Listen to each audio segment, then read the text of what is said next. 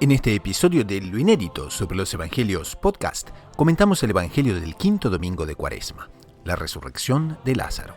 En la sección Espiritualidad, dicen que la virtud está en el medio, cómo entender las virtudes sin ser un mediocre. Y al final, ¿la prudencia es vicio o es virtud? Todo eso y mucho más en este nuevo episodio de Lo Inédito sobre los Evangelios podcast.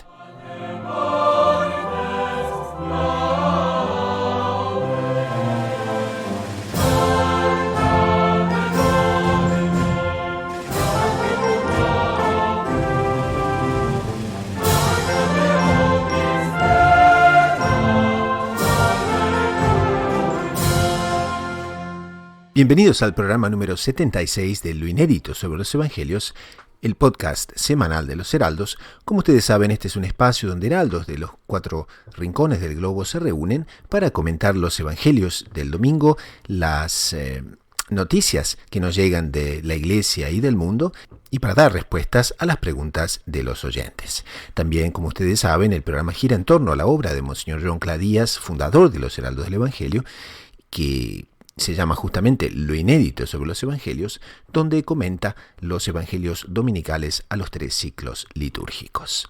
Entonces, el día de hoy estamos con el Evangelio del quinto domingo de la Cuaresma, es justamente el Evangelio de la resurrección de Lázaro, donde vamos a ver cómo nuestro Señor opera un milagro realmente impresionante ante los ojos de todo Israel y del Israel más influyente, pero que al mismo tiempo guarda un cierto misterio, porque nuestro Señor, por así decir, espera hasta que ya parece ser muy tarde, porque Lázaro fallece, y quiere con eso darnos a entender el cómo la sabiduría de nuestro Señor, cómo y cuándo interviene, son realmente misterios que guardan mucha sabiduría y que vamos a abordar en el programa de hoy. Pero para hacerlo, tenemos a 2 integrantes ya conocidos de la audiencia, que son el hermano Fernando Pío Galán y el doctor Saúl Castiblanco. Salve María a los dos. Salve María, hermano Gustavo, salve María, doctor Saúl. María, don Fernando, salve María, don Gustavo, y un saludo a la querida audiencia. Les recuerdo que el hermano Fernando Pío Galán de los Heraldos del Evangelio es doctorado en Teología Espiritual por la Pontificia Universidad Santo Tomás de Aquino de Roma, el Angelicum, es misionero en España y en Italia, y hoy nos atiende desde Roma. Y también el doctor Saúl Castiblanco es psicólogo, editor de la agencia de noticias Gaudium Press, edición hispana, es bachiller en Ciencias Religiosas por la Pontificia Universidad Santo Tomás de Aquino de Roma, el Angelicum, y por la Domuni, Universidad Internacional de los Dominicanos, con sede en Toulouse, Francia.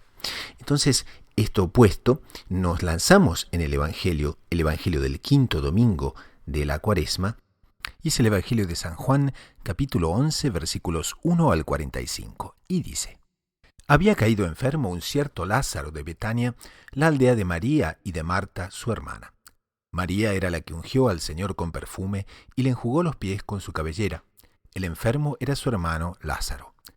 Las hermanas le mandaron recado a Jesús diciendo: Señor, el que tú amas está enfermo.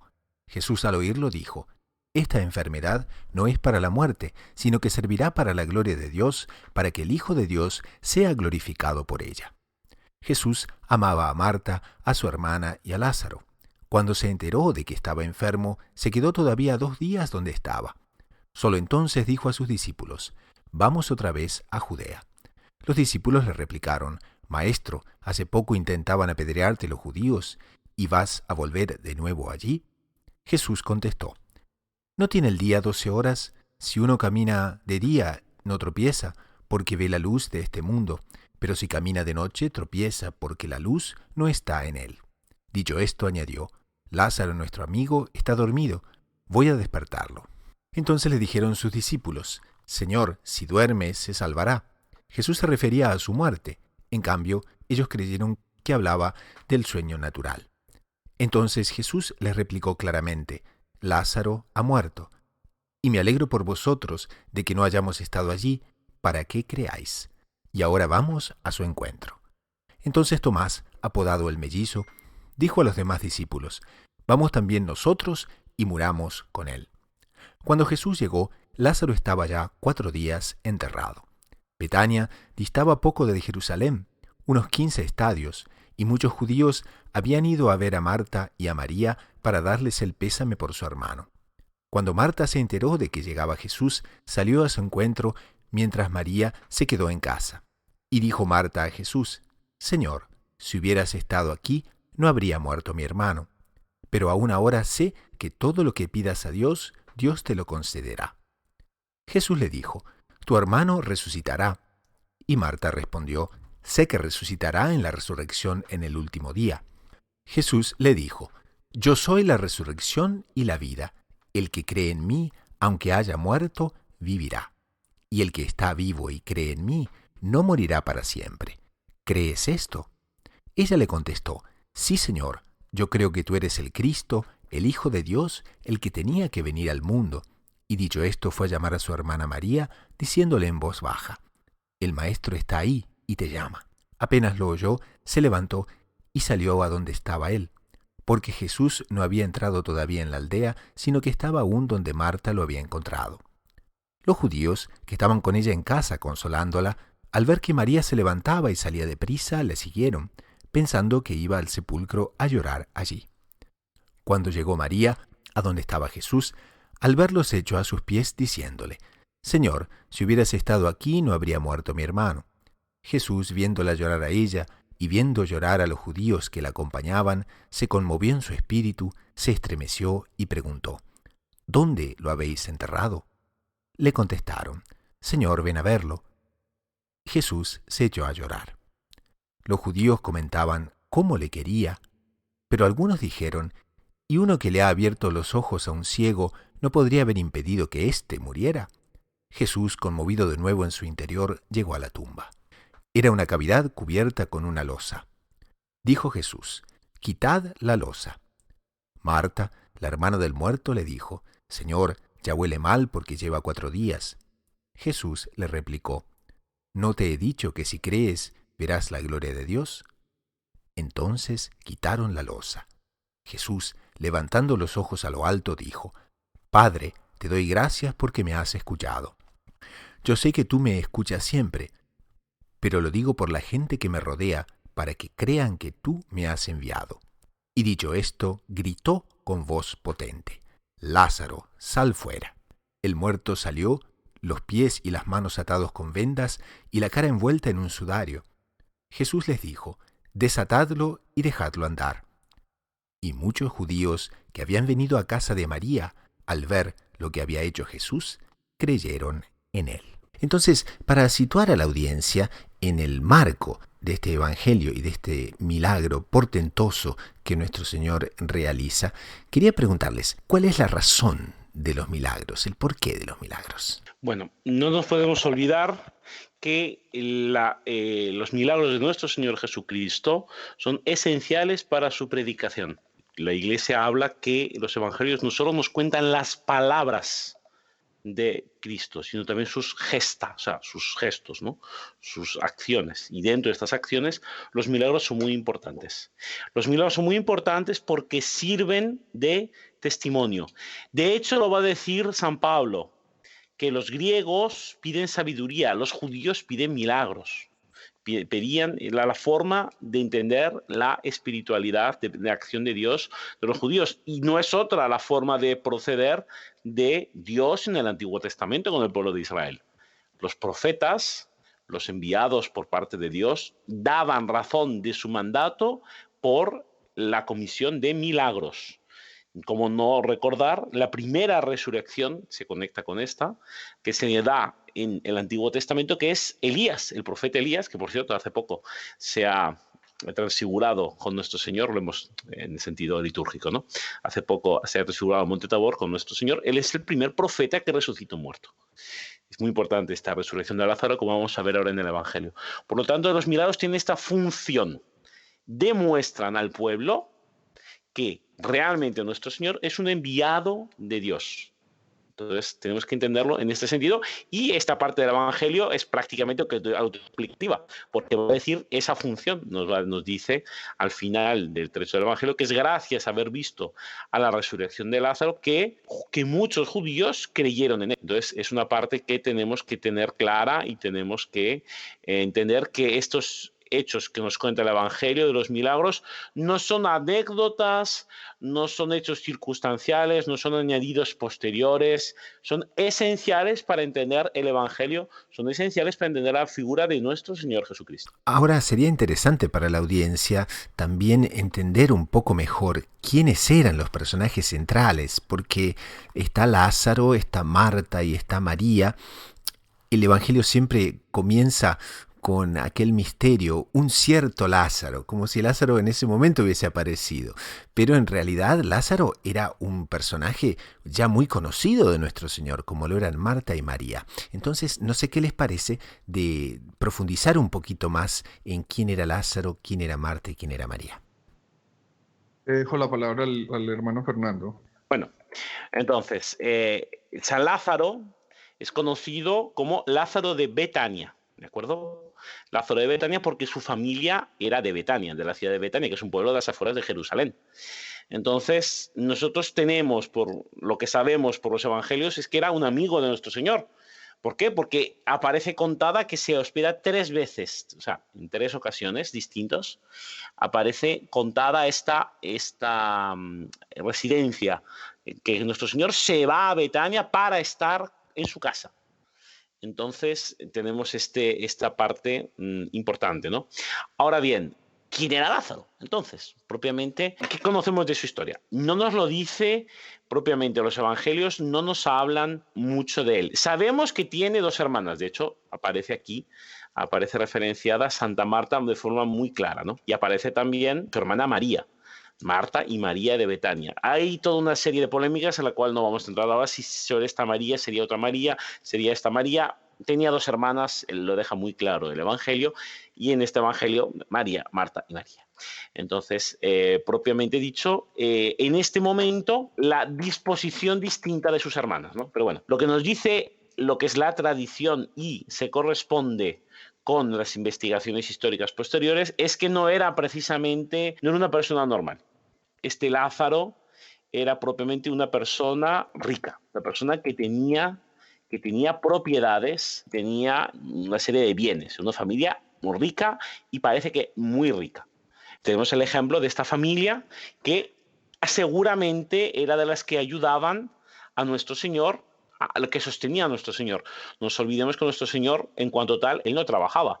Sus años de predicación fueron los años de predicación pura. Entonces, él era sostenido por las limosnas de varias personas. Bueno, una de estas fuentes económicas de por parte de nuestro Señor es justamente la familia de Lázaro. Me gustaría destacar esa diferencia entre cómo se le pide este milagro de la curación de Lázaro y la resurrección a nuestro Señor y lo que Monseñor Juan Clá dice de cómo el centurión romano se la pidió a Cristo, la curación de su siervo.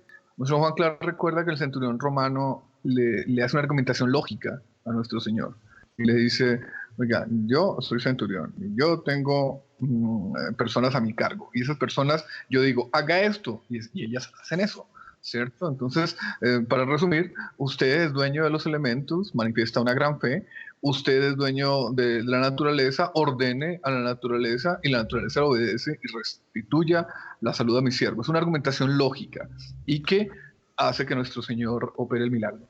Aquí no. Aquí lo que aduce María y lo que aduce Marta, hermanas de Lázaro, es: Señor, el que tú amas está enfermo. Es una argumentación que no es tan lógica cuanto una argumentación de corazón.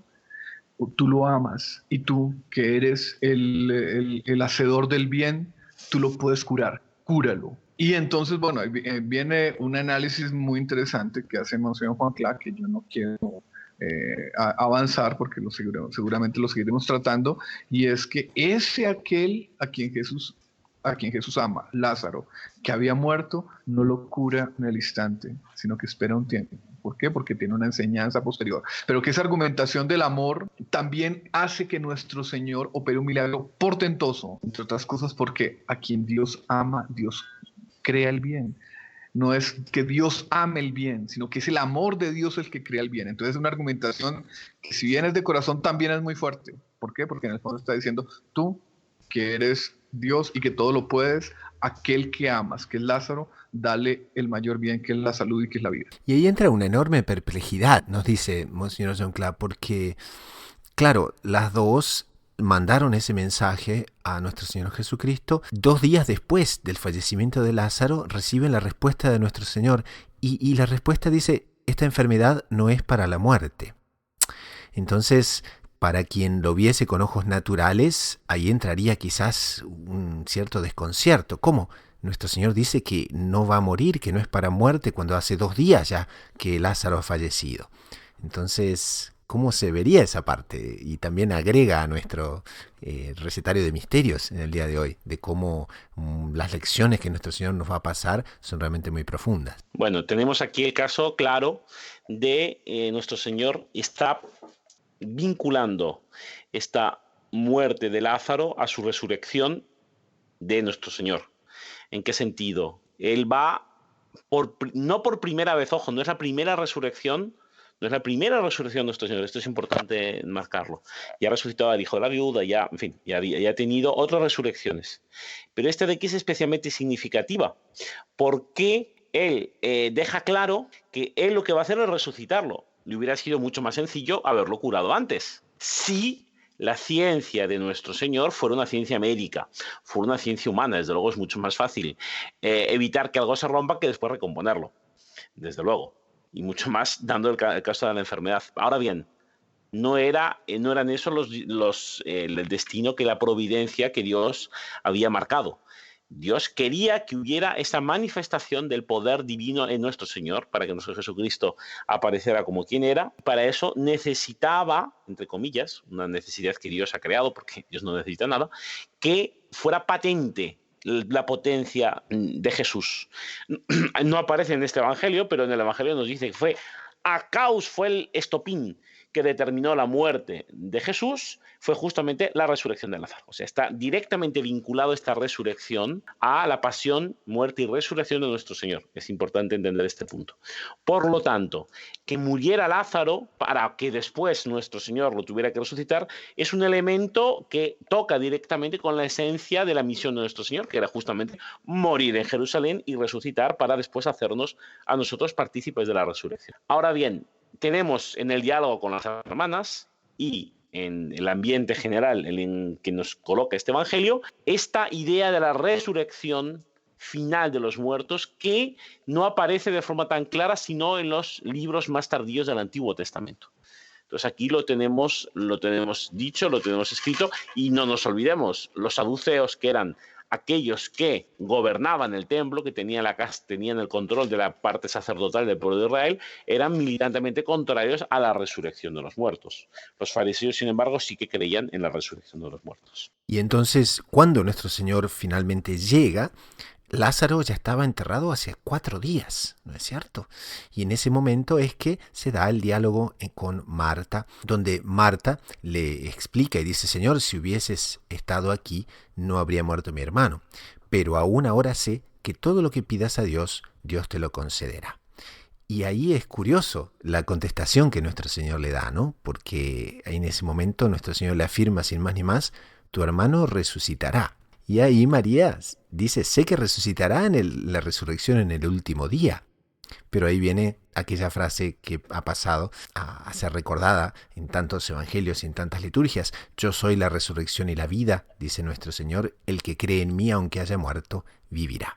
Y el que está vivo y cree en mí, no morirá para siempre. ¿Crees en esto? En todo el pasaje, Cristo nuestro Señor pone a prueba la confianza de Marta y María. Ellas sabían que lo podía curar.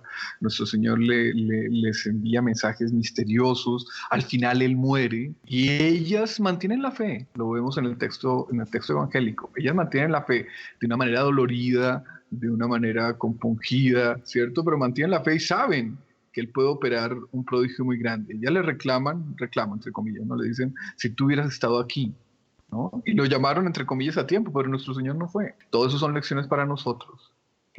¿Cuál es la lección? Que nos repite aquí Monseñor Juan Clark. Toda oración dirigida con amor, con perseverancia a Dios es escuchada y es atendida de una u otra manera por Dios. No es como nosotros queremos, en muchas ocasiones. No es de la forma en que nosotros nos imaginamos, pero a veces, aunque las apariencias dicen Dios no nos oye, Él termina obteniendo un bien para cada uno de nosotros a partir de nuestra oración gigantesco. Entonces, este es un mensaje. Confianza, confianza. No deje de rezar, no deje de pedir a Dios, que aunque parezca, las apariencias nos muestran que Él no nos está atendiendo, Él nos va a atender en función de nuestras oraciones. Sigue entonces la escena. Ahí Marta entonces afirma taxativamente que cree. Yo creo que tú eres el Cristo, el Hijo de Dios, el que tenía que venir al mundo. Y entonces a nuestro Señor, una vez que ha consolado en cierta manera a Marta, ahora entonces va a pedir que María venga para hacerse presente. En ese momento entonces Marta va, la busca a María y le dice, el maestro está ahí y te llama. Y María, siempre muy fogosa, apenas que escuchó, justamente se presenta ante nuestro Señor. Pero también no podemos olvidarnos de otro conjunto que está presente, porque Lázaro era muy influyente en su tiempo, era un hombre, como decía el hermano Fernando, un hombre muy rico, y por tanto ciertos judíos bien conocidos estaban allí presentes para consolar a María y a Marta. Y entonces María también le recuerda como que a nuestro Señor le dice, Señor, si hubieses estado aquí, no habría muerto mi hermano. Y ahí Jesús, viéndole llorar, nuestro Señor también llora. A tal punto que ciertos judíos presentes se conmueven y afirman cómo lo quería a Lázaro. Pero y entonces en ese momento otros dudan y dicen, bueno, si ha curado a un ciego, ¿por qué no ha impedido que éste muera? Jesús, conmovido en su interior, llega a la tumba. Encuentra la cavidad cubierta con una losa y ahí comanda que quiten la losa, a lo que María responde, claro, Señor, ya huele mal porque hace 4 días que ha fallecido. Nuestro Señor entonces afirma eso, no te he dicho que si crees verás la gloria de Dios. Y ahí cuando quitan la losa. Pues una cosa que quiero volver a marcar, otro punto de este evangelio que nos conecta con la muerte de nuestro Señor. Dice, uno que ha abierto los ojos a un ciego no podía haber impedido a este muriera. En la cruz le dicen, a otros ha salvado, que se salve así. Fijémonos en qué maldad. No niegan los milagros. No es gente que no hubiera visto los milagros de nuestro Señor. Lo reconocían como alguien que tenía la potencia de Dios. Pero como no hace los milagros de la manera que nuestra concepción humana y nuestra concepción mundana los tendría que hacer, no nos valen. Hemos escuchado en esta cuaresma un episodio similar y con Eliseo. Cuando va el ministro leproso a curarse por parte de Eliseo le dice que se bañe 7 veces en el Jordán. Y este leproso dice, no es así que me tenía que haber curado. Tendría que haber elevado las manos al cielo, haber invocado a su Dios. Sin embargo, gracias a Dios, pagano, o sea, en el sentido que no era del pueblo de Israel, escuchó a sus siervos que le decían, pero que no fuera tonto. Se le estaba mandando una cosa sencilla de hacer, que le hiciera. Y gracias a que escuchó a la voz de sus siervos, obedeció y fue curado. Aquí tenemos el ejemplo contrario. Estos son judíos del pueblo de Israel que han sido llamados por Dios a esperar al Mesías. Ven al Mesías, pero como no hace los milagros de la manera que a ellos les parece que tendría que hacerlo, no vale. Después, cuando haga el milagro, cuando resucite a Lázaro, tampoco les va a valer. Y de tal manera no les va a valer que ahí van a tomar la decisión de matarlo, porque no nos olvidemos, aquí en los evangelios, cuando se habla de los judíos, no se refiere a los que son del pueblo de Israel, porque nuestro Señor, Lázaro, Marta y María eran todos judíos. Cuando habla de judíos está hablando de los jefes, o sea, de los líderes religiosos del pueblo de Israel. Por lo tanto, esto lo veamos y como siempre decimos, no pensemos, uy, qué malos, qué tontos, qué ciegos eran aquellos que rodeaban a nuestro Señor en esta época, cómo nos reímos de ellos. Nosotros hacemos cosas muy semejantes y no peores, porque al fin y al cabo estos que estaban alrededor de nuestro Señor no estaban bautizados, no habían sido incorporados a la iglesia, no habían sido incorporados a su cuerpo místico. Nosotros rechazamos a los hechos que vemos de Dios en nuestros días desde dentro de Cristo. porque nosotros hemos sido bautizados. Por lo tanto, que estos episodios de incredulidad o de falta de visión de los evangelios no sean para nosotros causa de suficiencia o de un sentimiento falso de superioridad, sino un motivo de caernos, darnos cuenta de cómo nosotros muchas veces hemos tomado actitudes semejantes o muy peores a estas que vemos en los evangelios. Dijimos anteriormente que las hermanas no habían perdido la fe a pesar de la muerte de Lázaro. Y es cierto. Pero su fe no era plena. ¿Por qué? Porque nos lo recuerda Monseñor Juan Clá cuando Marta le dice a Jesús que todo lo que pidas a Dios, Dios te lo concederá. Ahí estaba manifestando fe en el poder, por así decir, mediador de Jesús, pero no estaba manifestando una fe en la divinidad de Jesús.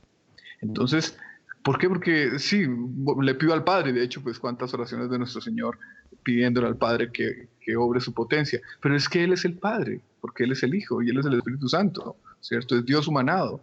Entonces Dios aprovecha esa situación y tiene una afirmación tajante de su poder y tajante de su divinidad. Él dice, yo soy la resurrección y la vida, el que cree en mí, aunque haya muerto, vivirá, y el que está vivo y cree en mí, no morirá para siempre, y es con mi poder con el que yo voy a operar ese milagro y lo voy a resucitar, ¿cierto? Entonces, eso también es un mensaje para nosotros, ¿no? ¿Cuántas veces nuestras oraciones no son conscientes de ese poder total y absoluto de Dios nuestro Señor y de Jesucristo nuestro Señor? Entonces, esa confianza, la confianza en ese poder que ya se manifestó en toda la historia de la salvación, nos debemos mover a pedir con confianza y saber que aunque no se nos conceda tal como lo hemos pedido, Dios nuestro Señor con su poder operará maravillas a partir de nuestra oración. Un punto que me había olvidado decir, y para confirmar lo que nos dice el doctor Saúl, este episodio también hay que leerlo, hay que interpretarlo en la línea de cómo tenemos que tener esta confianza en la acción de Dios en nuestras vidas. Porque incluso a veces cuando pidamos algo y efectivamente suceda lo contrario que hemos pedido, si mantenemos la confianza en Dios, tendremos todavía a obtener algo mucho más excelente y mucho más impresionante que nuestra primera petición. Entonces aquí es un ejemplo excelente para nuestras oraciones. Y quizás ahora habremos llegado al clímax del relato, porque nuestro Señor va a afirmar con voz potente, Lázaro, sal fuera. Y sería interesante puntualizar a la audiencia que, a diferencia de otras tumbas, como dice aquí Monseñor John Clá, la de Lázaro estaba excavada en la roca, pero no en sentido horizontal, sino en el suelo y verticalmente. Para quien haya visitado la Tierra Santa y haya estado en Betania, nosotros vemos que el sepulcro de Lázaro estaba realmente excavado muy profundo, casi el equivalente se podría decir a un piso de altura, pero va hacia abajo. Por tanto, cuando Nuestra Señora afirma Lázaro, sal fuera, ahí es porque estaba enterrado profundísimamente. Entonces, justamente se da el milagro retumbante ante la presencia de todos los judíos que estaban observando. Un milagro que no es solo el regreso del alma al cuerpo, ¿no? Sino que es la recomposición de la carne que ya estaba descompuesta. Entonces, es un milagro portentoso. Como nos dice el relato del Evangelio, el muerto salió, los pies y las manos atados con vendas. Por tanto, ha sido realmente subir a la superficie, ha sido un esfuerzo no pequeño. Aparece con la cara envuelta en un sudario. Y ahí entonces Nuestra Señora afirma, desatadlo y dejadlo andar. Entonces, estamos realmente ante un milagro de los más portentosos que puedan ser vistos. Y entonces ahí el Evangelio nos dice que muchos de los que estaban presentes en la casa de María, muchos judíos influyentes, al ver lo que había hecho Jesús, creyeron en él. Entonces, ante este milagro retumbante, ante todo Israel y sobre todo ante el Israel más influyente, nos queda sino dar un final a este comentario, donde Monseñor John Clá comenta: «He aquí el poder de Cristo manifestado en todo su esplendor para alimentar nuestra fe». La liturgia nos invita a una confianza mayor que la del centurión romano, es decir, hay que creer en Jesús con ardor mariano. Si la Santísima Virgen hubiera estado con las dos hermanas, sin duda, además de aconsejarles que esperaran con paz de alma la llegada de su divino Hijo, les recomendaría a ambas que procurasen hacer lo que Él os diga. por muy grande que sean las tragedias y las aflicciones en nuestra existencia, sigamos el ejemplo y la orientación de María, creyendo en la omnipotencia de Jesús, imbuidos de las palabras del propio San Pablo. Sabemos que a los que aman a Dios, todo les sirve para el bien, a los cuales ha llamado conforme a su designio. Entonces, qué palabras tan apropiadas en este cuadro de tragedia que estamos viviendo prácticamente a nivel mundial con esta pandemia que cada vez más se desarrolla ante nuestros ojos. Entonces tengamos y mantengamos esa confianza que San Pablo nos dice: sabemos que a los que aman a Dios todo les sirve para el bien. Pasamos a una pausa con el coro de los heraldos del Evangelio y enseguida retornamos con la sección Espiritualidad.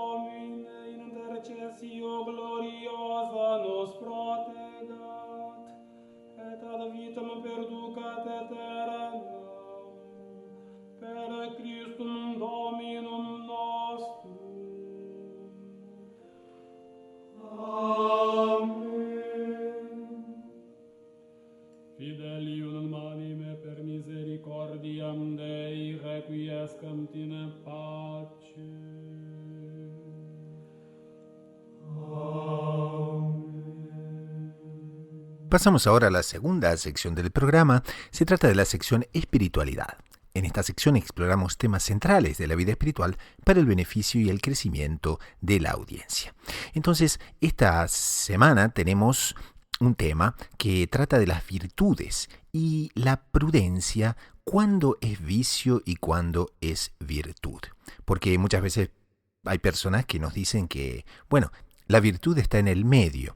Entonces, ¿cómo se define ese medio? ¿Cómo se definen las virtudes? ¿Y cómo se define la prudencia como virtud o la prudencia como vicio? Hermano Fernando, ¿qué le parece este tema? Las virtudes. Las virtudes humanas son actitudes firmes, disposiciones estables, perfecciones habituales del entendimiento y de la voluntad que regulan nuestros actos, ordenan nuestras pasiones y guían nuestra conducta según la razón y la fe. Proporcionan facilidad, dominio y gozo para llevar una vida moralmente buena. El hombre virtuoso es el que practica libremente el bien. Esta es la definición de las virtudes humanas dadas por el Catecismo de la Iglesia Católica en su punto 1804. Entonces, vamos a hablar hoy de la prudencia. La prudencia es una virtud moral en la distinción que se hace en la Iglesia de las virtudes teologales, aquellas que se refieren a Dios, la fe, esperanza y la caridad, se diferencian de las virtudes cardenales, que son morales, o sea, las que se refieren a nuestro actuar, mors en latín, de ahí viene la palabra moral. Las virtudes morales son la prudencia, la justicia, la fortaleza y la templanza. Tenemos referencia a esta enumeración de virtudes en el libro de la sabiduría. ¿Amas la justicia? Las virtudes son el fruto de sus esfuerzos, pues ella enseña la templanza y la prudencia, la justicia y la fortaleza. Entonces, estas virtudes estamos hablando siempre de las morales. Pueden ser adquiridas o pueden ser infusas. Las adquiridas es, según la definición de Aristóteles, es que la repetición de un acto bueno te hace adquirir un hábito bueno. Eso lo sabe muy bien la persona que tiene que madrugar todos los días, que los primeros días cuesta horrores levantarse a una hora determinada, sobre todo cuando las estrellas todavía brillan en el cielo, pero a medida que se repite este acto de madrugar, llega un momento en que a la persona ya no le cuesta un esfuerzo e incluso los días que se despierta más tardía, de forma más tarde, no se encuentra satisfecha porque se ha acostumbrado a madrugar. Es lo que se llama un hábito adquirido. A base de madrugar, la persona tiene facilidad en el madrugar. En el bautismo recibimos las virtudes, las 7. Fe, esperanza, caridad, prudencia, justicia, fortaleza y templanza. Ahora, como hemos dicho, las virtudes teologales, que se refieren a Dios, esperanza y caridad, no se adquieren por tener actos de fe. Yo tengo muchos actos de fe y así adquiero la fe. Porque el acto de fe, para poder realizarlo, es necesario tener la virtud de la fe previamente. La virtud de la fe ha tenido que ser colocada en el bautismo. Las virtudes morales, sin embargo, sí que requieren en cierto modo la realización de los actos humanos previos. La justicia, que es dar a cada uno lo suyo, exige a la persona que tenga práctica en realmente discernir qué es lo que le corresponde a cada uno en cada momento y actuar y dárselo en ese otro momento. Esto es un tema bastante más largo que no voy a entrar ahora, ya que nos apartaríamos del tema concreto de esta sesión. Entonces, entre estas virtudes, en las morales, la prudencia tiene el papel de árbitro. La virtud de la prudencia es justamente la que dispone a la razón práctica se diferencia de la teórica, en discernir en toda circunstancia nuestro verdadero bien y elegir los medios rectos para realizarlo. Vemos en el libro de los Proverbios que el hombre cauto medita sus pasos. La primera carta de San Pedro, ser sensatos y sobrios para daros a la oración. La prudencia es una virtud entonces que arbitra nuestro actuar, por lo tanto, a las otras virtudes. Entonces, hay un dicho muy famoso que se entiende mal, que es la virtud está en el medio, que es justamente el tema de que estamos hablando en esta sesión. Ojo, la virtud, cuando hablamos de la virtud, estamos hablando de las virtudes morales. Realmente se encuentran su característica de virtud en cuanto buscan un equilibrio moral, que lo tenemos dificultado por nuestro pecado original, nuestro carácter dañado en naturaleza por el pecado original. Una vez que tenemos este desequilibrio original, tenemos esta tendencia a el vicio. Entonces la virtud se coloca en el medio, no de una cosa buena y una cosa mala. Este sería el error grave, profundo y muy extendido.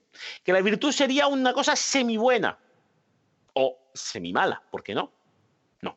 La virtud obviamente no es un equilibrio entre el bien y el mal, sino entre los extremos viciosos de ese mismo acto. O sea, la virtud moral se practica en su término medio, alejándose de los extremos que sería o defecto o exceso. Entonces, lo que estamos hablando propiamente en la virtud de la justicia, que por cierto se representa tradicionalmente con una balanza, podemos ver si yo debo dedicar a una persona, a mi padre enfermo, a quien sea, un tiempo determinado en justicia, yo tengo que discernir cuánto es el tiempo que le tengo que dar, porque me puedo quedar corto, dedicarle menos tiempo del que debo en justicia.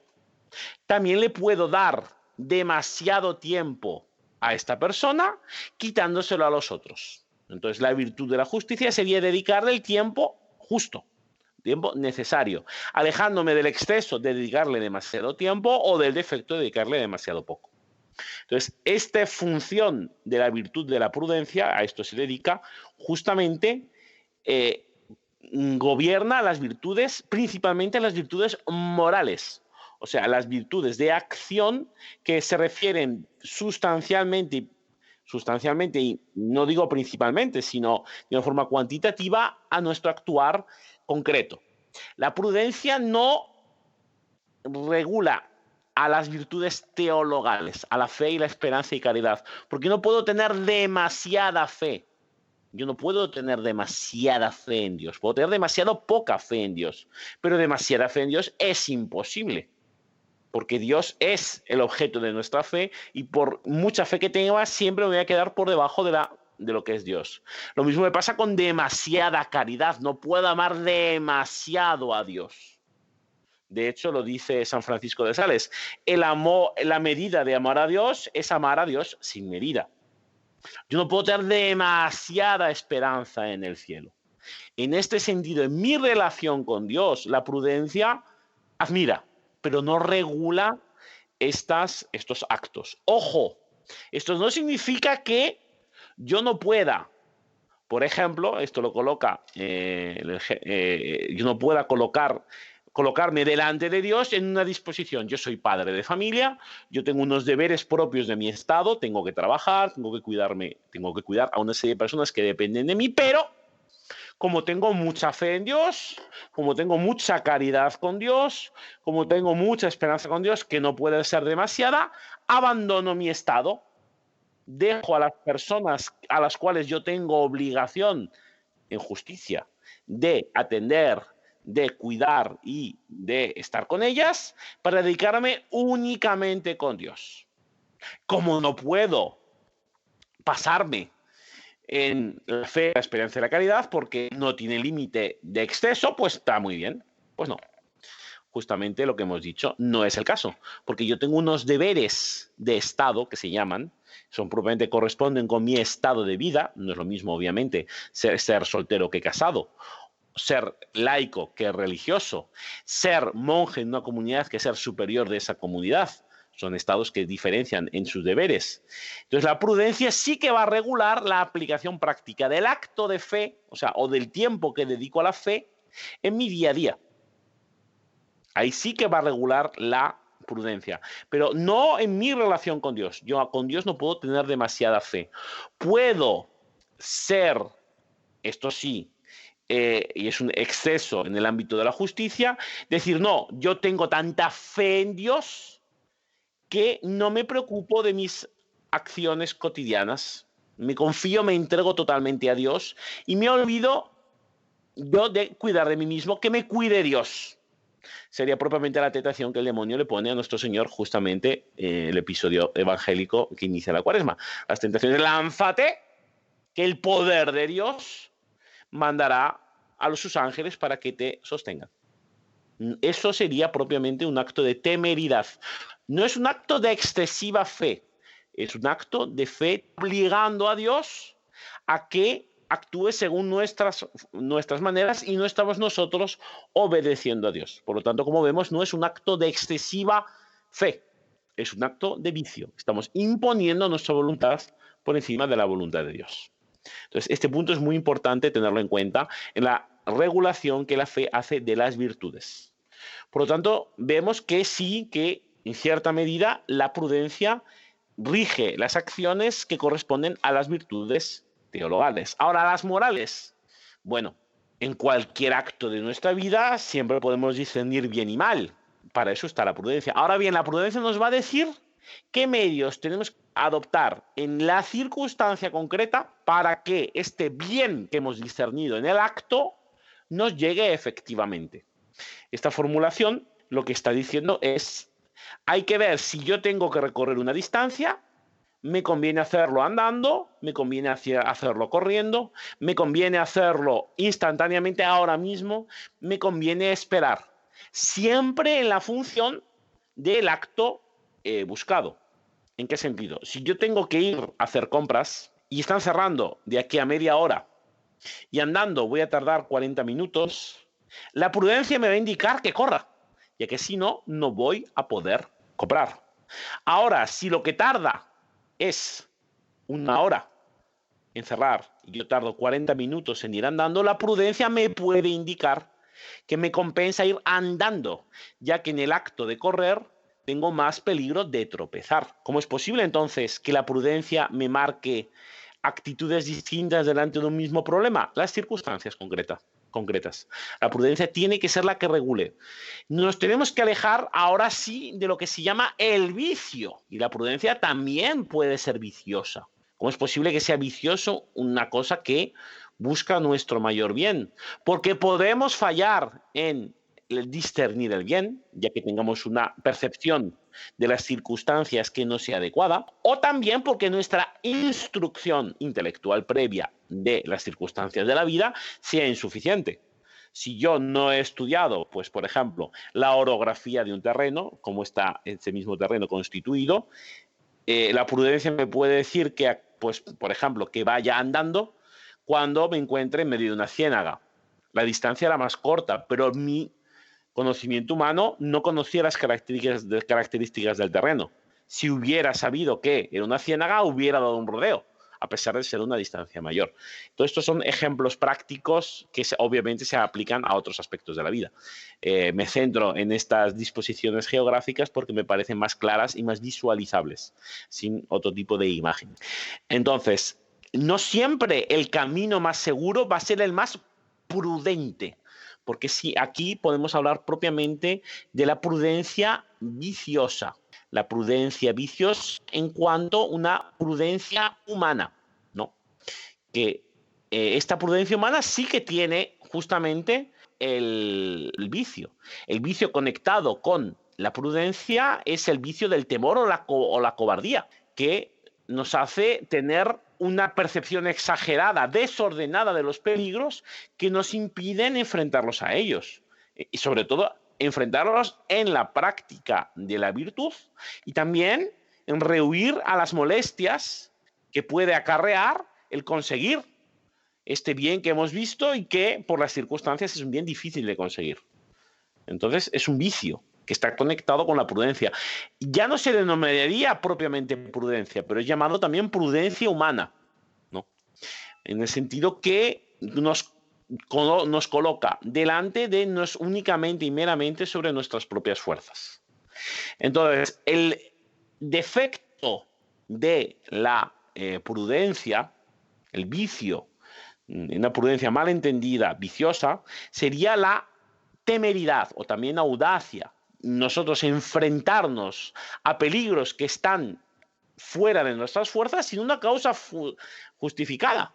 Suele estar causada por una insuficiencia en la consideración de la vida, de la importancia de la vida, o sea, una falta de cabeza de poder medir la importancia de la vida o de nuestras circunstancias particulares. Entonces, como no la medimos en su importancia, la menospreciamos, fallo de la prudencia, le estamos dando un precio inferior a lo que debemos, por lo tanto enfrentamos peligros a los cuales no estamos preparados. Esto digamos que es lo que todo el mundo entiende como cuando decimos que alguien no ha sido prudente, porque se ha enfrentado a un peligro sin tener las fuerzas necesarias. Esto no hace falta mucho más explicación, porque justamente es lo más conocido. Ahora existe el vicio por exceso de prudencia, que sería la impasibilidad o indiferencia, en el sentido que no teme a los peligros. No le parece que sean realmente peligrosos, por lo tanto no los enfrenta. La persona indiferente está viendo algo que le afecta, pero no lo considera peligroso. O también lo considera peligroso, pero ya se encargarán otros. Lo considera un peligro, primer elemento de la prudencia. Segundo, en los medios adecuados a enfrentar ese peligro, lo deja a un hipotético resolución. Entonces, esto también es otro defecto propiamente dicho de la virtud de la prudencia. Ahora bien, también podemos ser demasiado prudentes. Podemos ser demasiado prudentes porque conectamos a un peligro o una situación incómoda o a una ayuda a un prójimo que necesita. Le damos demasiada importancia al peligro o al incómodo real que nos va a acarrear esta ayuda. Yo no voy a atender esta llamada telefónica porque puede ser que me coja mucho tiempo, porque esta persona en el pasado cuando hablo con él siempre habla mucho. Entonces yo estoy siendo demasiado prudente. O sea, estoy reservando los elementos propios de míos, en este caso el tiempo, en el ejemplo que hemos colocado, y estoy dando demasiada importancia, máxime porque no sabemos la naturaleza de la llamada del otro. Entonces, para evitar perder mucho tiempo, evito gastar mi tiempo, soy prudente con el uso de mi tiempo, por lo tanto, he pecado. He pecado en el sentido, he sido desequilibrado por no medir de la forma adecuada lo que voy a necesitar gastar de tiempo, he dejado de hacer un acto bueno, que sería responder esta llamada. Como nuestros oyentes espero que entiendan, estos son ejemplos muy teóricos que se pueden aplicar de forma más concreta a otras situaciones de la vida. Por lo tanto, este sería el momento en el cual la prudencia podría ser un vicio, ¿de acuerdo?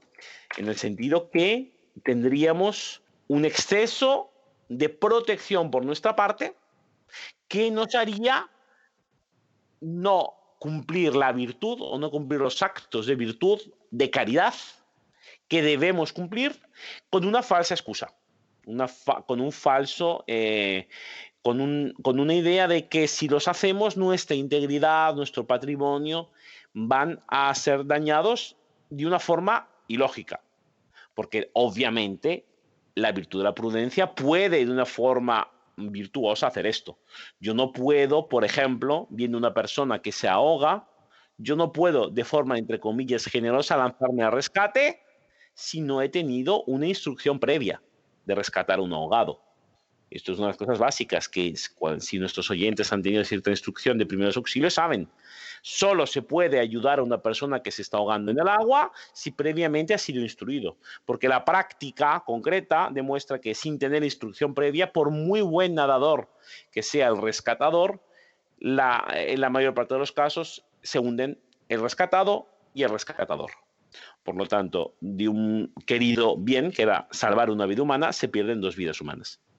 Entonces, eso sería un exceso, sería un defecto de prudencia, no medir en demasía nuestras propias fuerzas, queriendo ser generosos y exponernos de una forma excesiva a salvar a esta persona que se está hundiendo en el agua. Entonces, espero que esto haya sido un elemento para explicar hasta en qué sentido la prudencia es, por supuesto, una virtud cardinal, por lo tanto, que gobierna otras virtudes,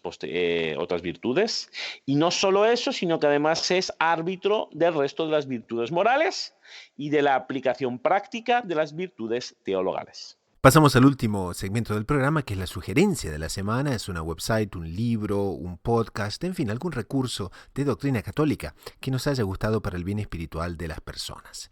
Hermano Fernando, ¿qué nos recomendaría esta semana? Pues una vez que hemos hablado de San Lázaro, de sus hermanas y Betania, pues otra vez más, porque ya sé que no es la primera, pero recomiendo a nuestros oyentes que accedan a la página web de la Custodia de Tierra Santa, de los franciscanos que están al servicio en la Tierra Santa, que no nos olvidemos que están ahí desde los tiempos de San Francisco de Asís y nunca salieron de Tierra Santa. Fueron las cruzadas, fueron las guerras y los franciscanos seguían. Lo digo porque necesitan nuestra ayuda. Bueno, entonces tiene una página web muy completa, muy interesante, muy ilustrativa en 6 lenguas que explican propiamente los distintos elementos de la Tierra Santa y los conectan con los evangelios. Realmente muy interesante. Y en las notas del programa vamos a poner específicamente el que está dedicado a Betania, que es el lugar donde nuestro Señor resucitó a Lázaro. Así que enfáticamente aconsejo a nuestros oyentes que accedan a esta benéfica obra de los franciscanos de Tierra Santa. Y a quien les habla le gustaría recomendar el libro de la confianza. Es un libro de autoría de un sacerdote canadiense, el padre Tomás de Saint-Laurent, y nos desarrolla toda la idea de la confianza, el por qué teológicamente, el por qué basados en la fe debemos tener confianza plenísima y absoluta en la intervención de Dios en todos los momentos de nuestra vida. Nos da todas las razones por eso y me parece una lectura obligada en el tiempo en que estamos, donde la pandemia parece que se extiende a cada aspecto de la vida y en la cual no podemos olvidarnos que no cae un solo cabello de nuestra cabeza sin que la divina providencia lo permita. Entonces es una lectura obligada en estos días, el libro de la confianza, un libro corto, sin embargo, de una riqueza espiritual absoluta. Quienes quieran encontrarlo lo pueden encontrar en la website del programa, loineditomultimedia.com. Y con esto, en nombre del equipo de producción y de quien les habla, el hermano Gustavo de los Heraldos, nos despedimos hasta dentro de una semana. Así que a rezar mucho, a perseverar con confianza, con los ojos en la Eucaristía y en María Santísima, a la búsqueda incansable de descubrir siempre más lo inédito sobre los evangelios.